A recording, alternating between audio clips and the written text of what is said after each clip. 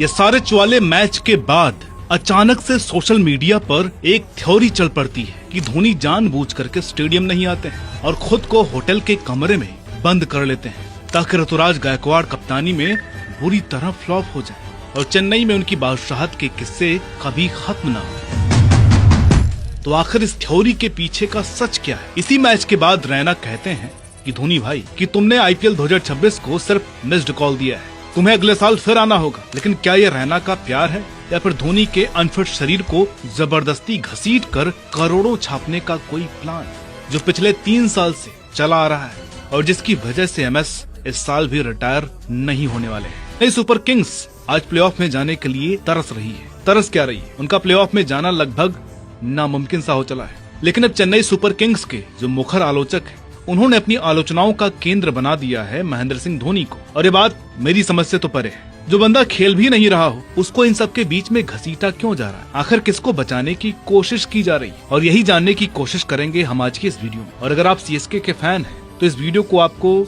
जरूर देखना चाहिए और आपको ये सोचना चाहिए कि कैसे बातों को घुमाकर एक बड़े खिलाड़ी को कैसे मंजर आम पर लाया जाता है ताकि अपने फेवरेट प्लेयर को उसकी नाकामी को छुपाया जा सके। चेन्नई सुपर किंग्स का जब कैंपेन शुरू हुआ था आईपीएल 2026 के लिए, तब इस चीज को लेकर के बहुत सी अनिश्चितताएं थी कि महेंद्र सिंह धोनी क्या पूरा आईपीएल खेलेंगे? अगर पूरा नहीं खेलेंगे तो क्या अपने होम मैचेस यानी चेपॉक में जो मैचेस हैं उनको खेलेंगे? लेकिन आईपीएल शुरू होने से पहले ही ये खबर आ जाती है कि धोनी के पास 2 हफ्ते के लिए ग्राउंड पर उतरने का कोई मौका नहीं है। लेकिन धोनी की बॉडी 2023 में ही संकेत दे चुकी थी कि उनके लिए अब पहले जैसा फिट होकर के खेलना नामुमकिन है। साल 2023 में कोकिलाबेन अस्पताल में धोनी के बाएं घुटने की एक बड़ी आर्थोस्कोपिक सर्जरी हुई थी। वो एक ऐसी चोट थी जिसको उन्होंने पूरे सीजन में दर्द की गोलियां खा करके झेला था। उसके बाद अगले 2 सीजन एमएस ने बेहद ही तकलीफ के साथ खेले और फिर 2026 में उनको लगी चोट ने उनके रही सही खेलने की उम्मीदों पर भी पानी फेर दिया। शुरुआत में सीएसके के पीआर मैनेजमेंट ने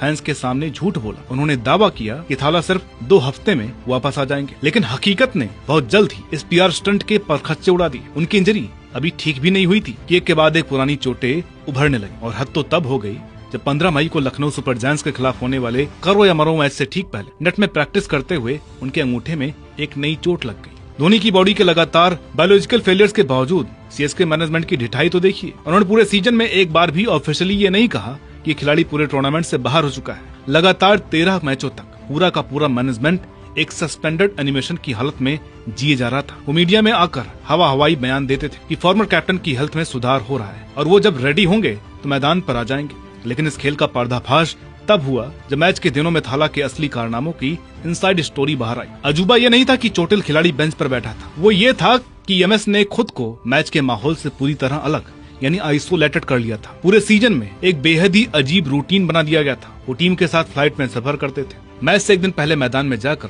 थ्रो डाउन स्पेशलिस्ट और स्पिनर्स के खिलाफ नेट्स में हाई इंटेंसिटी बैटिंग प्रैक्टिस भी करते थे। लेकिन जैसे ही मैच का दिन आता था वो टीम के साथ स्टेडियम जाने से साफ इनकार कर देते थे। फैंस को जब जवाब चाहिए था तो सीएसके के मैनेजमेंट ने जो सफाई दी वो स्पोर्ट्स मैनेजमेंट के इतिहास का सबसे हैरत अंगेज कबूलनामा है। बैटिंग कोच माइक हसी ने कहा कि धोनी का टीम से दूर रहना एक सोची समझी रणनीति थी। हसी का लॉजिक ये था कि एमएस को डर था कि उनकी मौजूदगी टीम के लिए एक बहुत बड़ा डिस्ट्रैक्शन बन जाएगी। हसी ने फिर से ज्ञान बांटते हुए कहा कि अगर थाला डगआउट में बिना खेले सिर्फ बैठ भी जाते तो टीवी के सारे कैमरे मैच छोड़कर सिर्फ उन्हीं पर फोकस करते।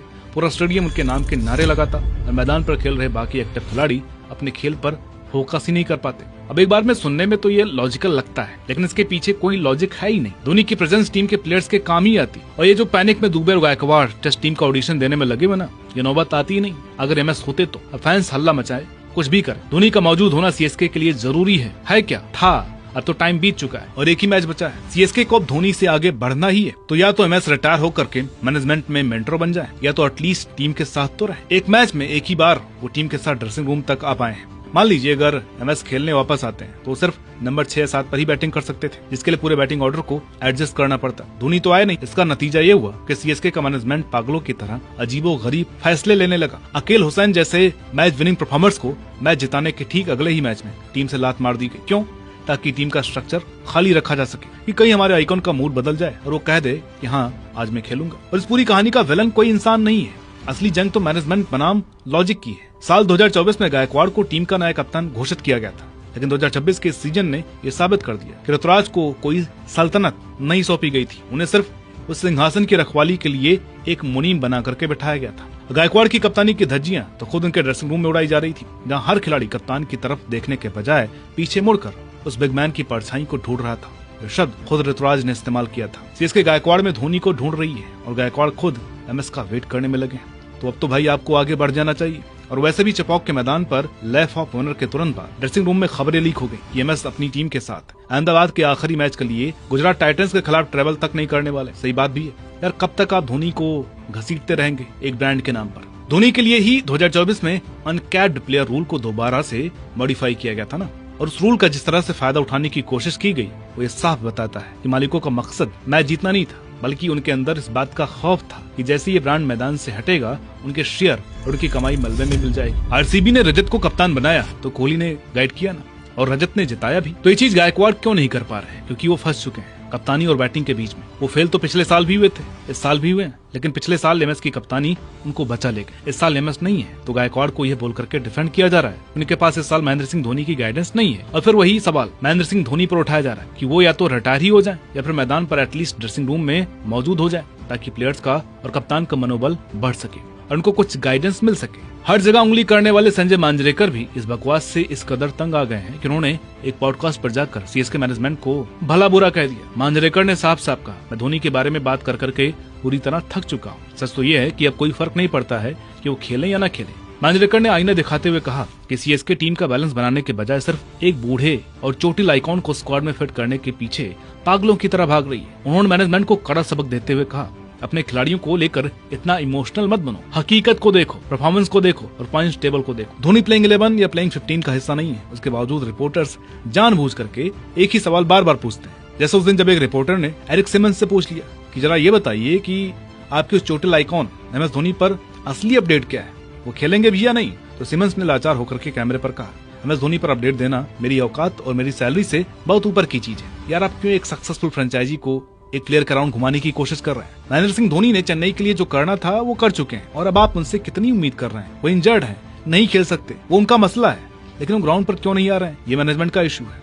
इसमें कप्तान को ये नहीं सोचना चाहिए कि अगर वो नहीं होंगे तो मेरा क्या होगा। आप अपने आप को आगे कब करेंगे? एक प्लेयर पर जो अपना प्राइम पास कर चुका है उस पर इतना ब्लाइंड डिपेंडेंसी चेन्नई को इस साल आईना दिखा चुकी है, और इस ब्लाइंड डिपेंडेंसी ने उनके कप्तान ऋतुराज गायकवाड़ की पीठ पर एक ऐसा बोझ डाल दिया जिसे वो शायद ही उतार पाए। और मेरी सीएसके के फैंस से भी यही दिली गुजारिश है कि महेंद्र सिंह धोनी से आगे बढ़ना आपको भी सीखना होगा। हम लोग क्रिकेट में सचिन तेंदुलकर से आगे बढ़े ना, टेस्ट में विराट कोहली से आगे बढ़े, टी20 में रोहित शर्मा से आगे बढ़े, तो अब धोनी को पीछे छोड़ना ही होगा। हाँ, महेंद्र सिंह धोनी चेन्नई सुपर किंग्स के एक सफल और ऐतिहासिक यात्रा के सबसे बड़े ध्वजवाहक रहे हैं, इसमें कोई डाउट नहीं है, लेकिन अब वो काम किसी और को करना होगा, इसलिए समय है आगे बढ़ने का। आप इसके बारे में क्या सोचते हैं कमेंट करके बताइएगा।